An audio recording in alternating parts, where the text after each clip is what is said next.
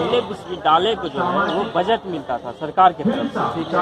अब नई शिक्षा नीति में ये कहा जा रहा है कि आप विश्वविद्यालय को सरकार बजट नहीं देगी। अगर बिहार में आप देखिएगा आज भी कई विश्वविद्यालय में 2000 रुपये सालाना फीस देकर के ग्रेजुएशन की पढ़ाई लोग कर लेते हैं। गरीब लोग भी आज ग्रेजुएट हो जा रहे हैं। लेकिन जब ये फी 10,000, 15,000, 20,000 हो जाएगा तो लगभग 90% गरीब जो बिहार में मतलब BPL आते हैं वो उच्च शिक्षा हासिल नहीं कर सकते हैं।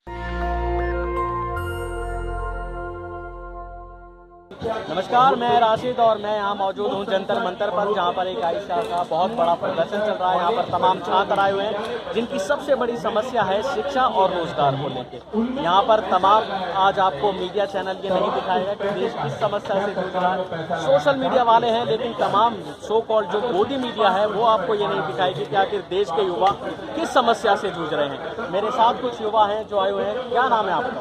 मेरा नाम अजय है और बिहार से आए। अच्छा, किन समस्या को लेकर आए हो अजय जी? देखिए, आज हम लोग न्यू एजुकेशन पॉलिसी 2020 लाया गया इस सरकार में और उसके खिलाफ आज हम लोगों का पार्लियामेंट। अच्छा, क्यों खिलाफ है आपको? क्या उससे आपको खतरा है? क्या उससे आपको नुकसान है? देखिए, जब आप न्यू एजुकेशन पॉलिसी पे बात करिए, उसके बनाने का जो तरीका है, देखिएगा संसद में इस पर बहस नहीं किया गया। ये कोविड काल के टाइम में जब लोग अपने घर में परेशान थे, जब लोग भूख से मर रहे थे, जब मजदूर सड़क पे घर पहुंचने के लिए जद्दोजहद में ट्रेन के नीचे आकर के कट रहे थे, टाइम पे उस समय न्यू एजुकेशन पॉलिसी कुछ चंद कॉर्पोरेट लोगों के साथ मिलकर के एक बंद कमरे में सरकार के कुछ लोग, कुछ कॉर्पोरेट के लोग, कुछ विश्वविद्यालय के वैसे लोग जिनके बच्चे विदेश में पढ़ते हैं, वो लोग मिलकर इस देश में नई शिक्षा नीति को किया। उनको क्या फायदा है और जो इस देश का युवा एक मध्यम वर्गीय गरीब युवा जो छात्र है उसको क्या नुकसान है इसमें? देखिए, एक एग्जाम्पल देखिए हम आपको बता रहे हैं कि पहले विश्वविद्यालय को जो है वो बजट मिलता था सरकार की तरफ से, ठीक है। अब नई शिक्षा नीति में ये कहा जा रहा है कि आप विश्वविद्यालय को सरकार बजट नहीं देगी। ये NEP जो NEP न्यू एजुकेशन पॉलिसी में सरकार कह रही है कि अब हम विश्वविद्यालय को बजट नहीं देंगे। अच्छा। अब विश्वविद्यालय को हम आत्मनिर्भर बनाएंगे। हाल फिलहाल आप देखे होंगे कि हरियाणा में जो है सरकार ने कह दिया कि अब आप केनरा बैंक से लोन उठाइए। अच्छा। अब सपोज करिए किसी विश्वविद्यालय का खर्च 500 करोड़ और उसका इनकम 150 करोड़, तो 350 करोड़ रुपया जो सरकार से पहले मिलती थी बजट के माध्यम से, वो अब सरकार कह रही है कि आप केनरा बैंक से लोन उठाइए, अब आप आत्मनिर्भर बन जाइए। और वो लोन का पैसा जो है वो आप छात्रों से फीस बढ़ा करके 2 गुना 4 गुना, अगर बिहार में आप देखिएगा आज भी कई विश्वविद्यालय में 2000 रुपये सालाना फीस देकर के ग्रेजुएशन की पढ़ाई लोग कर लेते हैं। गरीब लोग भी आज ग्रेजुएट हो जा रहे हैं। लेकिन जब ये फी 10,000, 15,000, 20,000 हो जाएगा तो लगभग 90% गरीब जो बिहार में मतलब BPL आते हैं वो उच्च शिक्षा हासिल नहीं कर सकते हैं। आपको क्या लगता है कि ये जो केवल फिर कॉलेजों में सिर्फ पूंजीपति लोग ही पढ़ पाएंगे जिनकी आर्थिक स्थिति मजबूत है? सरकार खुले रूप से यही कह रही है कि आपके पास ज्यादा पैसा है आप विश्वविद्यालय कॉलेज जाइए। जो सरकार की जिम्मेवारी होती है शिक्षा, स्वास्थ्य, रोड, बिजली उपलब्ध कराने की, उस जिम्मेवारी से सरकार पीछे भाग रही है। वो कह रहे हैं आप आत्मनिर्भर बन जाइए, हमें कई तरह के टैक्स दीजिए, हम बड़े बड़े कॉर्पोरेट को उस टैक्स के पैसे से लोन देंगे, माफ करेंगे, लेकिन आपको एजुकेशन नहीं देंगे। क्या करेंगे? रोजगार में क्या करेंगे? पकौड़े तलेंगे? रोजगार की हालात तो देख ही रहे हैं। रोजगार के नाम पे कई तरह के इंडिया बना दिया गया है, digital India, startup India, smart India. फिर उसका कोई आंकड़ा उठा के देखिएगा, ये तमाम चीज़ें जो ये सरकार लाई है, कितने लोगों को इससे रोजगार मिला है। तो पूरे के पूरे ऑल ओवर 0 बटा सन्नाटा पाइएगा। तो रोजगार का तो हालत खराब ही है और शिक्षा का भी हालत खराब करने के लिए जो लोग गरीब लोग जो शिक्षा जो ले रहे हैं ना, लोगों में ललक जगी है ना, लोगों में ललक जगी है शिक्षा के प्रति, उससे दूर करने के लिए नई शिक्षा नीति ये अमेरिका के आधार पे लाया गया। अच्छा, ये अमेरिका का पूरा न्यू एजुकेशन पॉलिसी उठा करके नहीं, अमेरिका के आधार पे लाया गया। क्या भारत के जो हालात हैं वो अमेरिका जैसे? देखिए अमेरिका में एक चपरासी के भी पास 4-5 गाड़ियाँ होती हैं और यहाँ पे हालात है क्या, एक चपरासी के बच्चे वो अच्छे स्कूल में पढ़ा नहीं सकते हैं अपने बच्चे को, तो उस तरह का पॉलिसी इस देश में नहीं काम करेगा ना। कुशवाहा जी, आपको लगता है कि ये जो सरकार की पॉलिसी है, क्या ये षड्यंत्र है कि इससे तमाम जो छात्र हैं वो शिक्षा से वंचित रहें और सरकार से सवाल न उठाएं, पढ़े लिखना जाए? यही तो शिक्षा सरकार चाह रही है कि देश में अनभक्त पैदा हो, शिक्षा ना ग्रहण करे, अनभक्त पैदा हो। अनभक्त पैदा होंगे तब न सरकार का झंडा लेंगे, अगर शिक्षा ग्रहण कर लेंगे तो सरकार से सवाल करेंगे कि हमारे रोजगार का क्या हुआ, हमारे शिक्षा का क्या हुआ, हमारे स्वास्थ्य का क्या हुआ, इस पर सवाल करेंगे, पढ़ लिख लेंगे। तो अगर मूर्ख रहेंगे तो सरकार के पीछे झूठे रहेंगे, मंदिर मस्जिद के आगे जाते रहेंगे। देश में इस तरह की पूरे आज देख लीजिए, सरकार शिक्षा को नई शिक्षा पॉलिसी ला के एक तरफ ये धर्म के नाम पे भटका रही है सरकार और इधर नई शिक्षा नीति ला रही है। होनी चाहिए बहस शिक्षा नीति पे, नई शिक्षा नीति से क्या छात्रों को फायदा है, क्या गरीब को फायदा है। आज भारत ऐसा देश में महिलाओं के पास स्मार्टफोन बहुत सारे ऐसे घराना में मोबाइल बैंड है महिलाओं को, वो कैसे ऑनलाइन शिक्षा ग्रहण कर पाएगी, ये सरकार से सवाल है। उसको कैसे दिया जाएगा?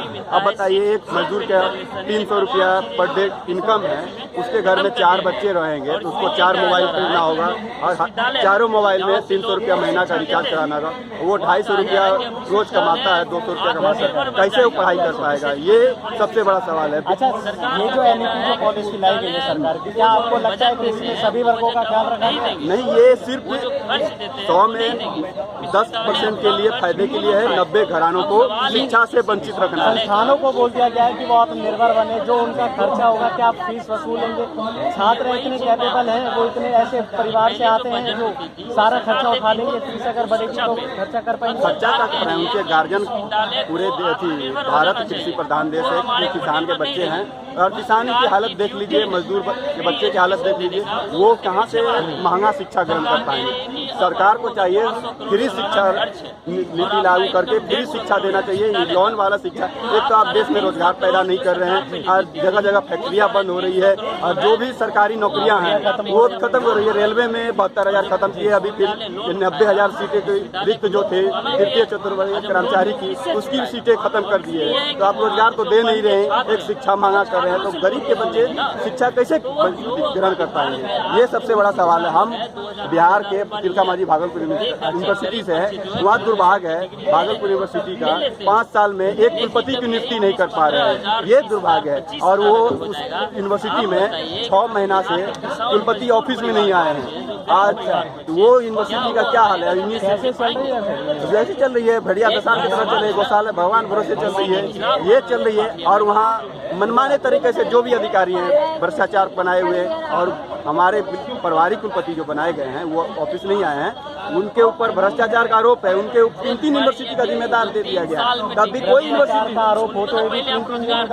दिया कि एक भी यूनिवर्सिटी में जाते नहीं है ऑफिस में, ऐसा यूनिवर्सिटी बना है। केस भी चल रहा है, आरोप ही नहीं, केस भी चल रहा है। अच्छा, कौन सी यूनिवर्सिटी?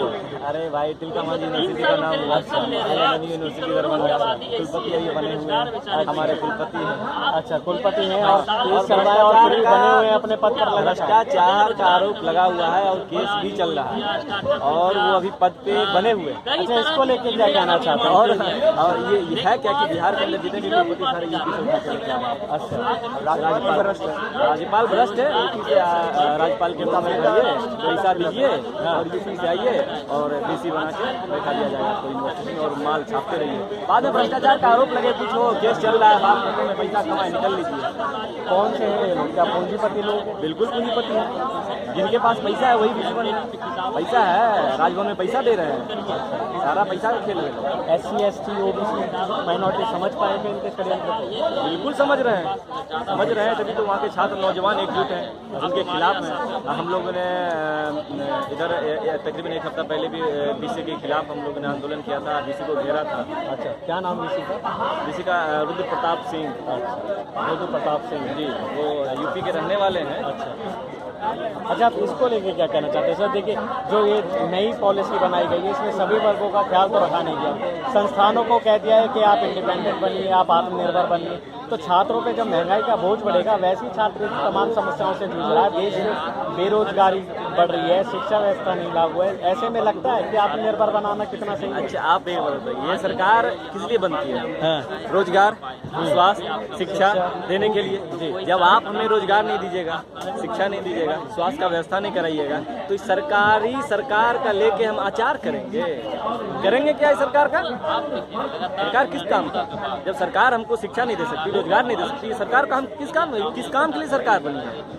अच्छा, कह रहे हैं बिहार में फिर दोबारा नीतीश कुमार? ऐसा कुछ नहीं, नीतीश कुमार का पल्ला साफ होने वाला है इस बार। बहुत बिहार में बिहार तो आकर देखिए, भुखमरी के कगार पे बिहार में क्या बहार है?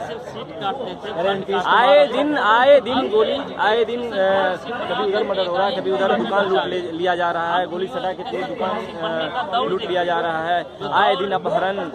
कल परसों एक कटिहार का माहिनूर का आप देखे होंगे कि रेप करके मार दिया गया। क्या सरकार क्या की पे सवाल उठ रहे हैं, इस पे पुलिस की कार्यशैली पे सवाल उठ रहे हैं इस पे। सरकार और क्या बोलते हैं, प्रशासन की मिलीजुली मदद, बिल्कुल प्रशासन के हाथ रुकी हुई है सरकार। तो क्या बोलते हैं, ये सरकार जो है एक तरह से भ्रष्ट सरकार का, ये डबल इंजन की सरकार है, फिर भी नाकाम है। आए दिन अपराध बेजुल्म हो रहा है। मेरे साथ ये तमाम छात्र हैं जो अलग अलग राज्य से आए, कॉलेजों से आए, और ये बता रहे हैं कि इनके राज्य में कैसे हालात हैं शिक्षा के। शिक्षा व्यवस्था इतनी लचर है, और रोजगार की बात आप मत करिए, रोजगार कैसे मिलेगा जब शिक्षा ही नहीं हो पाएगी? आपकी क्या राय है, जरूर बताइएगा। शुक्रिया। नेशनल दस्तक की आपसे गुजारिश है कि अगर इसको बचाना चाहते हैं तो नेशनल दस्तक को सब्सक्राइब करने के लिए रेड कलर के सब्सक्राइब बटन को दबाएं, फिर बेल आइकन की घंटी दबाएं। नेशनल दस्तक को बचाने के लिए बहुत जरूरी है कि हर खबर को शेयर करें, लाइक करें, कमेंट जरूर करें।